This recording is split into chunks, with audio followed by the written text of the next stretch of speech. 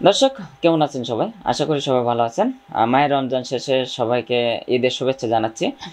So অনেকদিন ধরে কোনো রকমভাবে ব্লগ ভিডিও আপলোড হচ্ছে না, আপনারা জানেন। কারণ আজিতা সোনামণির জন্মদিন ছিল 24 তারিখ। আর এই 24 তারিখ জন্মদিন শেষ হওয়ার পরে কিন্তু আমি শারীরিকভাবে অসুস্থ হয়ে পড়ি, যার কারণে আমি ব্লগ আপলোড করতে পারিনি। সো আজকে ঈদ নিয়ে আমি একটু কথা বলবো। যে কথাগুলো শোনার জন্য অবশ্যই ভিডিওটি শেষ পর্যন্ত দেখবেন।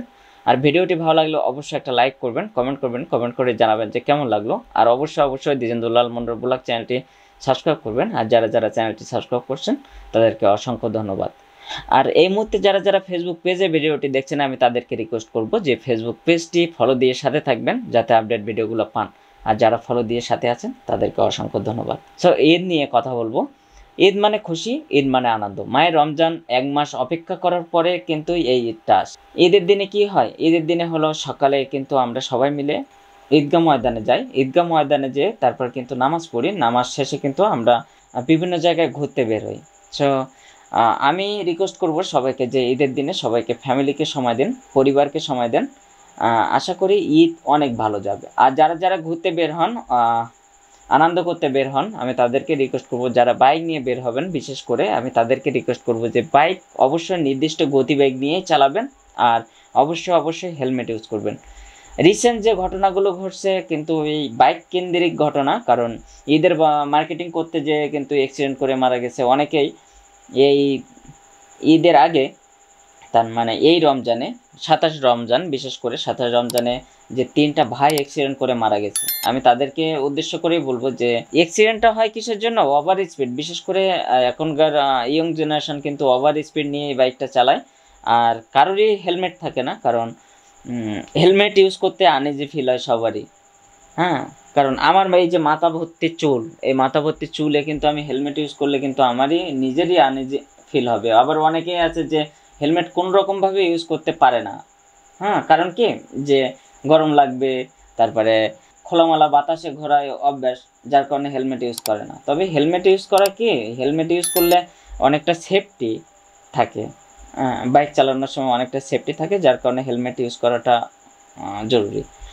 আবার অনেকেই ওভার স্পিডে বাইক চালান, আমি তাদেরকে রিকোয়েস্ট করব যে নির্দিষ্ট গতিবেগ নিয়ে বাইকটা চালাবেন। কারণ এখনকার সময় বিশেষ করে অ্যাক্সিডেন্ট হয় কিন্তু এই নির্দিষ্ট গতিবেগ নিয়ে চালায় না অনেকেই, ওভার স্পিডে বাইক চালায়। ওভার স্পিডে বাইক চালানোর কারণে কিন্তু অ্যাক্সিডেন্টগুলো হয়।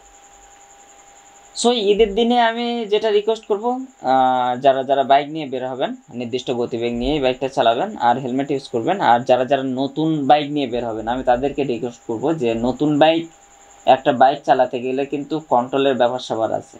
অনেকেই আছে অনেক দিন ধরে বাইক চালান, তাদের কিন্তু কন্ট্রোল হয়ে গেছে, যে একটা বাইক চালানো কন্ট্রোল হয়ে গেছে।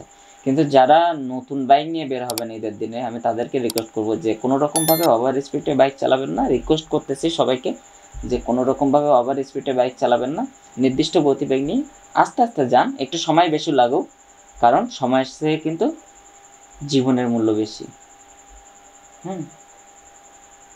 আপনি এক জায়গায় যাচ্ছেন, এক জায়গায় যেতে আপনার সর্বোচ্চ হইলে 4 ঘন্টা সময় লাগবে, সেখানে 5 ঘন্টা লাগুক, 6 ঘন্টা লাগুক, কিন্তু আস্তে আস্তে যান।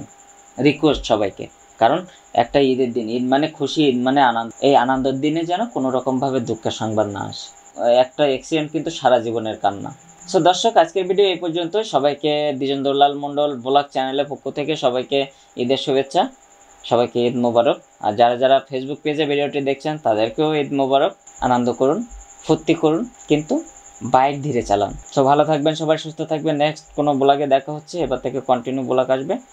ভালো থাকবেন সবাই।